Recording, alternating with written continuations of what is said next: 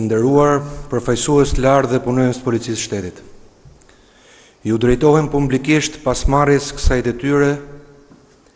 të lartë 30 ditë më parë dhe një punë intensive së bashku me stafin e Ministrisë së Brendshme,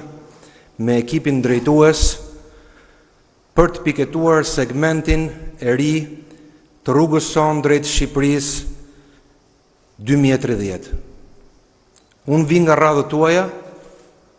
ku pas studimeve të larta në Turqi dhe Gjermani, kam hyrë që në moshë fare të re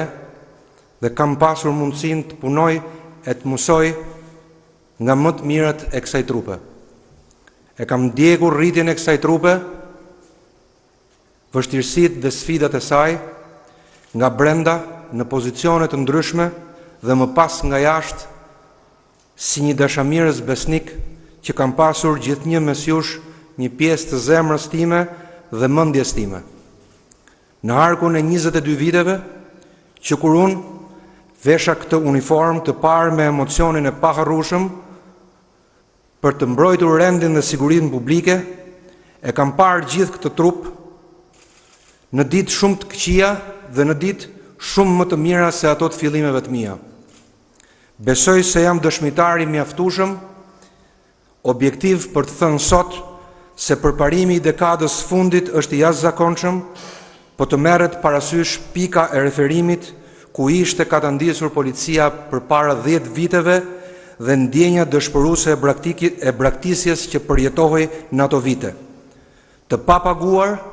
të paushqyer, të paveshur, të pambështetur, me mjete dhe fuqi motorike dhe më e keqja fare, të tradhtuar në ndonjë operacion dhe në orët e para të këtij operacioni. Punonjësit e kësaj trupe bënin sa mundnin, por nuk bënin dot kurrësi sa mundeshin. Ishte koha kur rënia në krye të detyrës e drejtuesve dhe punonjësve të policisë bënte pjesë në të përditshmen tonë dhe mesatarja e vrasjeve në Shqipëri gjatë një viti ishte mbi 100 persona ose mbi 1 person në 3 ditë.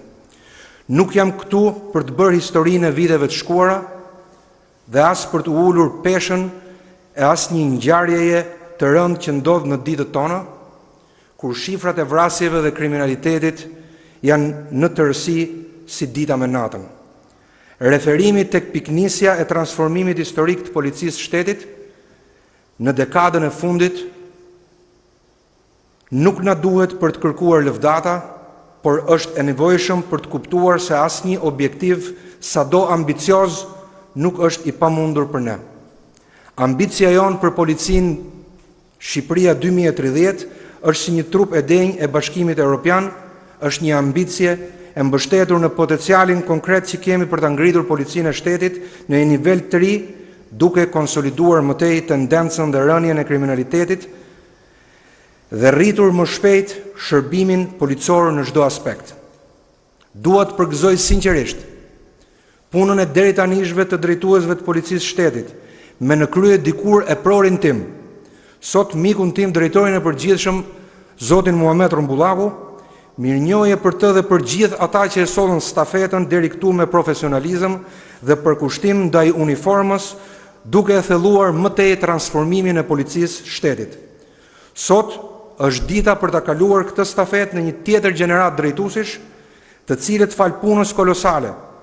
të bërë deri këtu nuk do ta fillojnë rrugën e tyre nga gremina e viteve 2013, por nga një lartësi e arritur me mundin e me kohën e një dekade dhe nuk do të kenë asnjë justifikim për të mos e ngjitur policinë e shtetit në rangun e policive europiane.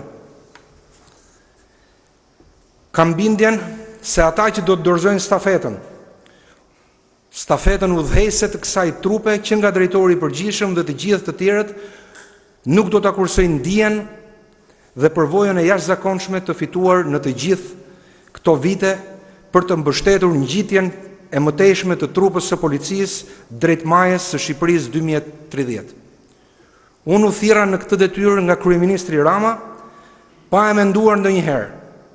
se mund të isha një ministër i brendshëm i Republikës së Shqipërisë. Vënia e dorës mbi kushtetutën ku bëra betimin përpara presidentit Begaj ishte momenti më emocionues i jetës time profesionale. Votimi i emrit tim në kuvend për të marrë këtë detyrë kaq të lartë ishte nderi më i madh që mund të më bëhej si qytetar i Republikës së Shqipërisë dhe i gjithë këtij besimi është borxhi më i madh ku mund të futesha në jetën time si një njeri i këtij vendi. As nuk e dyshoj se plot të tjerë mund të kishin kredenciale më të forta për të qenë në vendin tim, që nga ato politike e deri te ato kredenciale dhe lidhjeve miqësore. Ky fakt më bën që pesha e kësaj detyre është akoma më e rëndë dhe përgjegjësia për ta merituar vlerësimin që mu bë duke ma besuar këtë detyrë. Uroj që kështu ta shohim promovimin në karrierë. Edhe drejtori i ri i Policisë së Shtetit dhe drejtuesit e rinj të qarqeve e të strukturave kyçe të Policisë së Shtetit në këtë kohë historike të Shqipërisë që negocion për antarësimin e Bashkimit Evropian. Ata do të zgjidhet në javën në vijim, me të njëjtën frym, me të njëjtat kredenciale, të njëjtin profil të tyre profesional dhe meritës në punë. Asgjë nuk do të ndikojë në procesin e përzgjedhjes tyre përveç meritës dhe integritetit. Ligji i ri sapo miratuar i Policisë së Shtetit, merita kryesore për përmbajtjen shumë të mirë që i takon paraardhësit tim, ministrit Tauland Balla dhe drejtuesve aktual të Policisë së Shtetit, është një platformë e shkëlqyer për reformimin dhe modernizimin e mëtejshëm të trupës sonë policore. Në bazë këtij ligji, kam nxjerrë udhëzimin për fillimin e procedurave të përzgjedhjes së drejtorit përgjithshëm të Policisë së Shtetit dhe në zbatim të tij, në detyrën e përkohshme të drejtuesit të lartë të policisë do të komandohet zëvendës drejtori i përgjithshëm Sokol Bizhga. I ftoj të gjithë drejtuesit e Policisë së Shtetit, të cilët janë sipas rangjeve të parashikuara nga ligji, të kandidojnë për drejtor të përgjithshëm, nëse kanë këtë ambicie të mos ngurojnë, procesi është i hapur dhe zgjedhja do të jetë e pandikuar nga asgjë tjetër përveç vlerave individuale të çdo kandidature. Faleminderit gjithëve, ditë mbar.